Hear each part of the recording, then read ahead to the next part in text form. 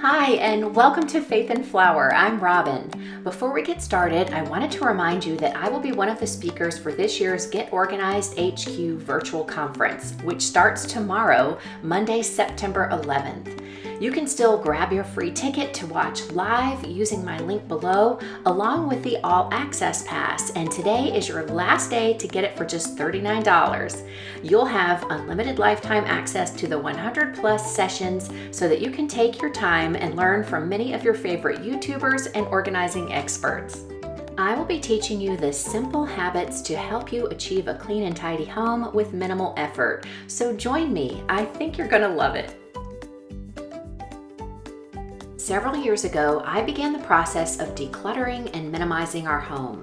There are so many reasons why I chose to do this, the main being that I wanted to simplify our lives by eliminating the excess so that there would be fewer items in our home to manage, therefore freeing up the time it takes to clean and care for our home and its contents, and then allowing more time for the things that really matter. We've come a long way and even downsized our home since then. After I began my minimalism journey, I came across Margareta Magnusson's book, The Gentle Art of Swedish Death Cleaning. I realized that this was an important concept that I wanted to embrace. Her book came out in 2018 and introduced the Swedish concept of death cleaning to a global audience, inviting us to engage in a process of decluttering and simplification with a unique twist, imagining what we would leave behind for others to sort through after our passing.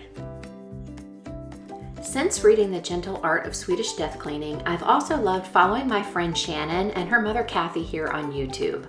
I will link one of her recent videos in the description box. Shannon and Kathy have been on this journey together for a while now and have several videos that really inspired and motivated me to continue decluttering and evaluating the things in my home through the lens of Swedish death cleaning. The actual process of decluttering is fairly simple, and in today's video, I will take you through the steps. Of course, this would be quite daunting if you tried to take on too much at once, so I suggest starting with clothing. That is where I first began. First of all, I wasn't sure my family would be super enthusiastic about the changes I wanted to make, so starting with my own possessions seemed like the best and most fair way to begin.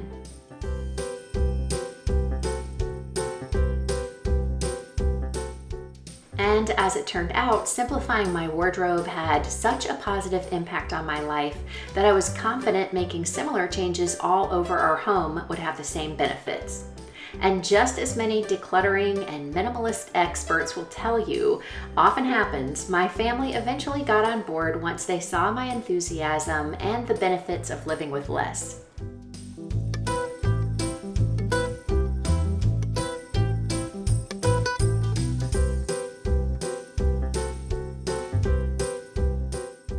Applying Swedish death cleaning principles to decluttering your clothes is a great way to start and can really help you create a more organized and manageable wardrobe. Here's how you can approach the process. Start off by setting a clear goal. Determine your objective for decluttering your clothes. It might be to create more space, simplify your wardrobe choices, or ensure that your loved ones won't have to deal with excessive clothing after you're gone.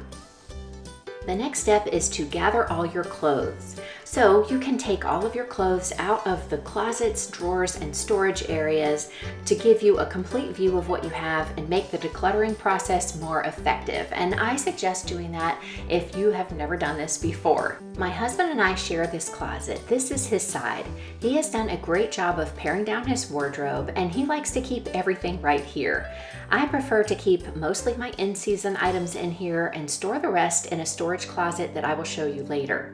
In this section, my husband and I share a little bit. He has a couple of long robes that he keeps in this area, and I keep most things that need a little extra length, like sweaters and dresses and robes as well. So I'm just going to go through the clothes in here because I've already done a major declutter of my wardrobe in years past, and this is just an ongoing process of sort of revisiting at the end of each season, seeing what I want to keep for the future and what I didn't wear and might want to let go of.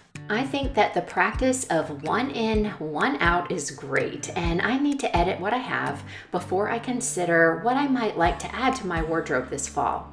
Since we moved just over a year ago, I haven't been keeping up with doing this.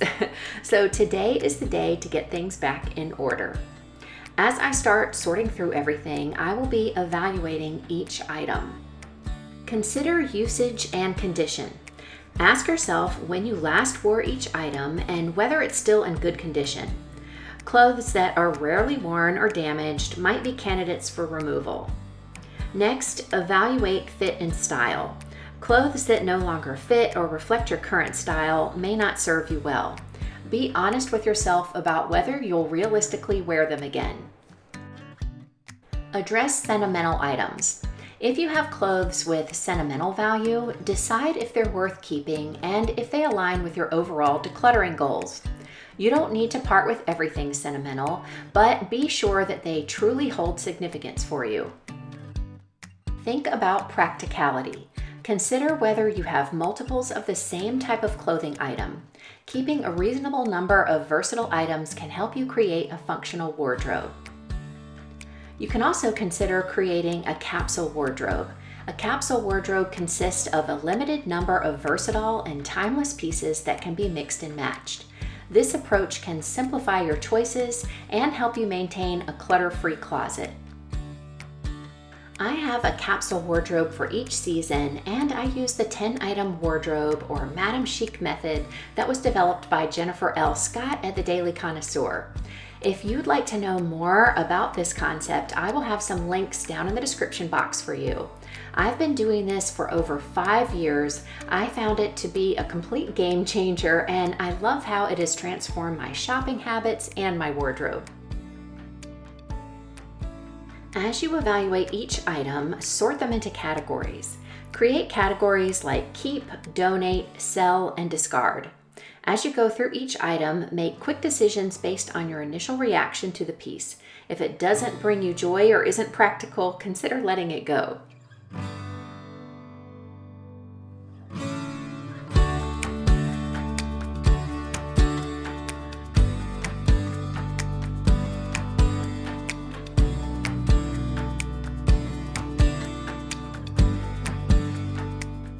This is the storage closet where Peyton and I keep our out-of-season clothing, and we keep most of our shoes in here as well. As you can see, we also store our luggage, and this is the closet where we have our prepper pantry food storage. There are a few clothing items I want to declutter in here, along with several pairs of shoes.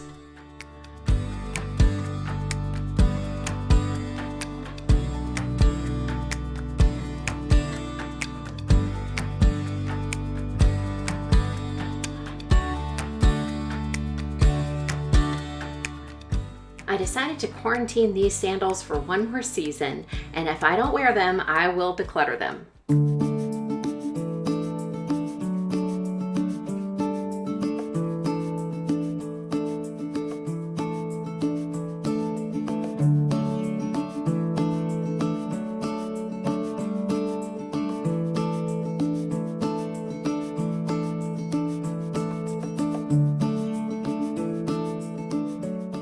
I keep this bin for collecting donation items, and so when it fills up, I take them to the donation center. So there are a couple of blouses in here along with some hot curlers that I'm no longer using. They aren't the right size, and I have a set that works much better for me. I also have a travel bag that I'm no longer using. It was a free gift from Bath & Body Works many years ago. It's still in great shape, so hopefully someone will be happy to put it to use. So this really is a lot of clothes that I'm purging, and I haven't really been doing a great job of this, probably ever since we moved. We have the storage closet that I showed you, and I have been using that as my sort of quarantine area. I will put items in there when I don't feel like making a decision about it, deferring the decision for later. So basically kicking the can down the road. So now it's time to really get a handle on everything as I'm planning for my fall wardrobe. And I do plan to have my fall wardrobe video up next week if everything goes according to plan. So if you're interested in that, make sure you come back next week for that. But I thought it would be interesting, hopefully, if I just went through these items and explained a little bit why I am getting rid of them or why I might be keeping them to defer for a future season, and it hopefully will help you in making some decisions of your own. If you like, it would be great if you pull things out of your closet and we can do this together, or this can just be some motivation for you to get started. But I'll try to keep it brief, and I'll start with these sweaters. I hesitated a little bit because these are really nice sweaters. It's just that I haven't worn them for a couple of seasons. They are just basic cardigan sweaters. They are a little bit short, which I bought that way on purpose, and I wore them quite a lot a couple years back, especially with some dresses that I had, because they're a really great way to transition clothes from summer to fall. And that is always a problem where we live, because in Texas right now, it's averaging somewhere between 104 and 106 degrees every day, even though it's September. So I need ways to sort of incorporate fall into my wardrobe, and make some of the pieces that I usually use during the warmer seasons, even when it should be cold outside, if that makes sense. So that's why I have two of these sweaters, one in navy and one in white. And it's sort of not my style anymore. It's something that I really enjoyed for a time, but I've moved on and I haven't worn them for probably 2 years now. So I know it's time to let those go. And I'm going to donate just about everything that I'm not keeping, because they're in good enough shape that I can do that and feel really good about it. And this is a similar one. It's a short sleeve one. And these looked really cute with some of the dresses that I was wearing, but I'm not anymore. And actually some of those things are in here. So I had the gray and the navy. Then pants. I have some pants that are just a little bit more tight fitting than I like. And these were some cropped jeans that I wore many, many seasons. They're still in great shape, but I'm pretty sure I'm not going to continue wearing them. So those are going. And then these were sort of heartbreaking. And this is probably the only thing that I'm actually going to be throwing away. And that's because they are not suitable for anyone to wear anymore.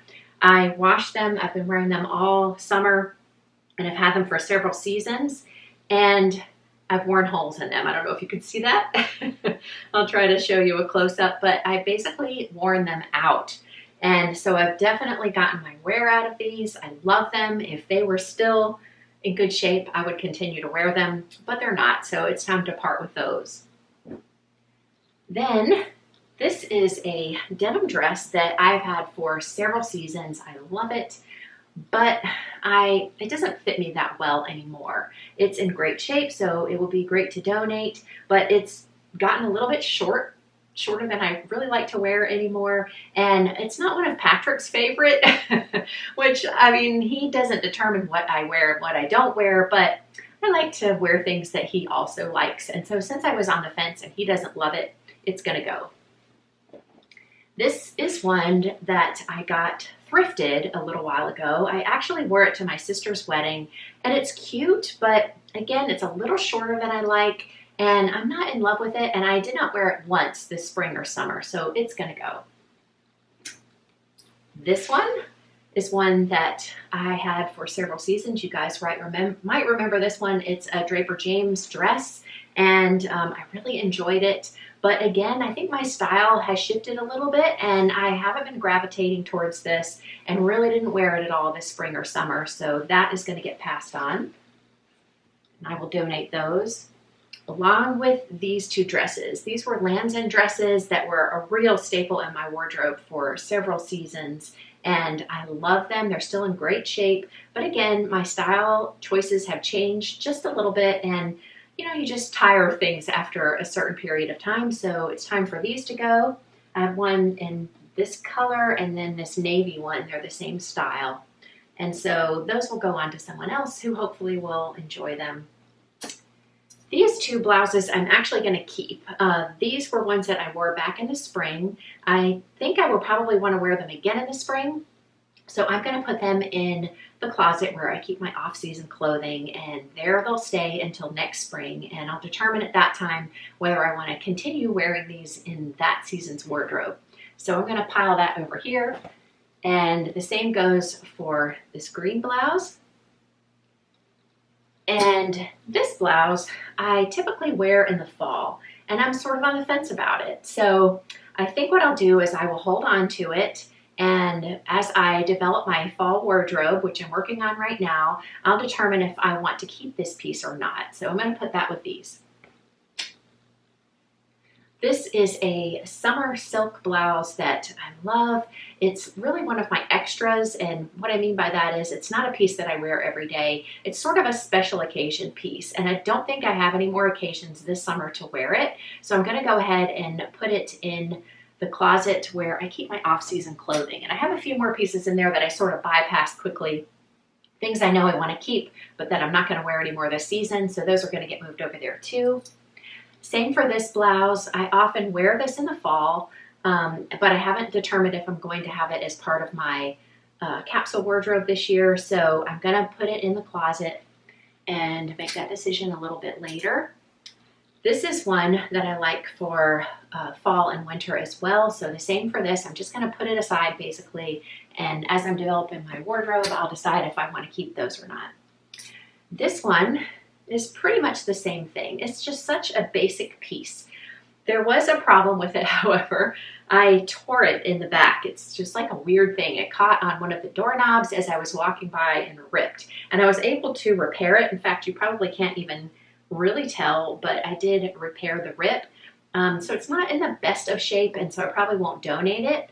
And I'm really on the fence about it because it is such a basic, really nice, classic piece. And if I wear it tucked in, no one can tell that it's ripped. So I think I'm going to defer my decision on this one and put it in the closet and decide a little bit later. And this is probably one I'm not sure if I should donate it or not.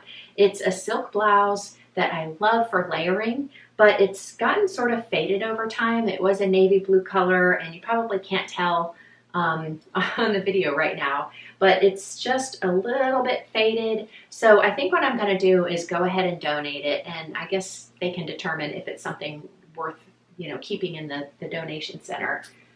And then this dress I'm going to donate. This I wore for one season, and it just didn't fit me quite the way I like. I'm very tall, I'm 5'9", and so sometimes I take a small, and when I get a size small, the waist rides a little bit high on me, and so that was the case with this dress. So it never was super comfortable, and I was never really happy with it. So I think I'm going to just go ahead and let that one go. This is also a really cute pantsuit that I would love to keep in my wardrobe. But as the problem with pantsuits go, this one is really hard to unfasten. So you have to take the whole thing off basically whenever you use the restroom. So it's just too much trouble, and I get aggravated with it. And so because of that, I'm going to pass this one along as well.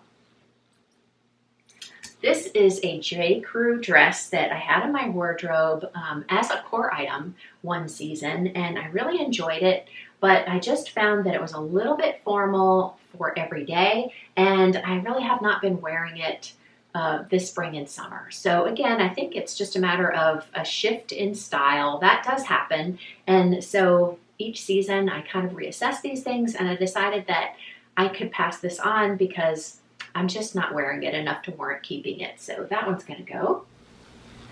And there are two here, sort of scarf shawl kind of things. I don't know what you call these, Rowanas or whatever. And I wore them one summer. I think it was maybe 2 summers. I think I wore it a little bit last summer too. And I enjoyed them so much, but they were very inexpensive. I had gotten them on Amazon, and they were sort of a fad. It was something that was very in season at the time, but I don't find myself wearing them this year. I didn't wear them once all summer, so I'm going to donate those. This is a sweater from Chico's that I got many years ago, and I love this sweater. I just about wore it out.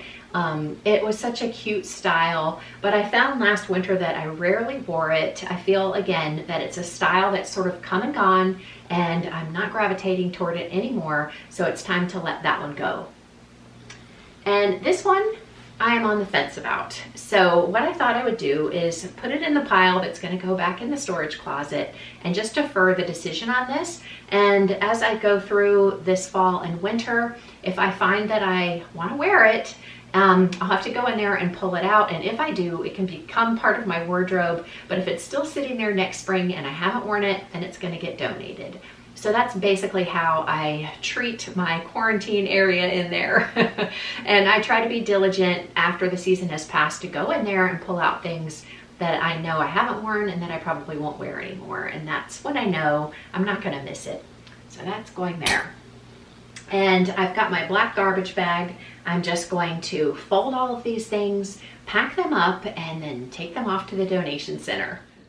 I almost forgot, these two I had pulled out at the beginning of spring this year because I knew I didn't wear them last year.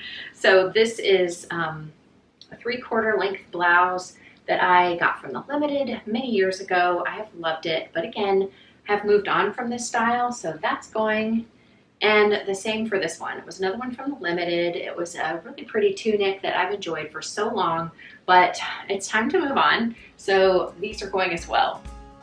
The next step for applying Swedish death cleaning to decluttering clothes is to dispose responsibly. For clothes you're discarding, determine if they can be donated or recycled.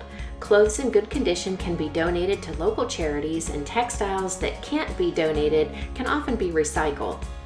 Remember that maintaining a minimal wardrobe is a process, and you will need to review regularly.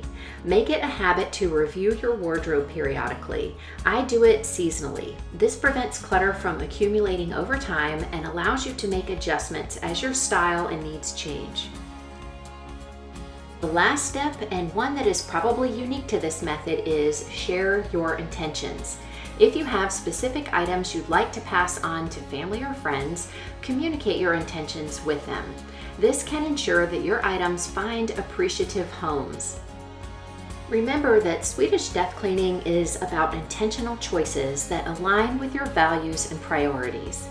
By decluttering your clothes, you're creating a more manageable space and reducing the burden on yourself and your loved ones in the future. And I think starting with clothes is really the best way to sort of put your toe in the water and see if this is something you want to expand to the rest of your belongings. If you are interested in exploring this topic more, let me know in the comment section. I would love to continue this discussion there and show you how I apply Swedish death cleaning to decluttering the rest of our home in a future video. If you enjoyed today's video, be sure to give me a thumbs up, and if you haven't already done so, I would love for you to consider subscribing. We would love to have you join us here at Faith and Flower. We have an amazing group of subscribers, and you can meet them down in the comments section. See you in the next video, and until then, have a wonderful week.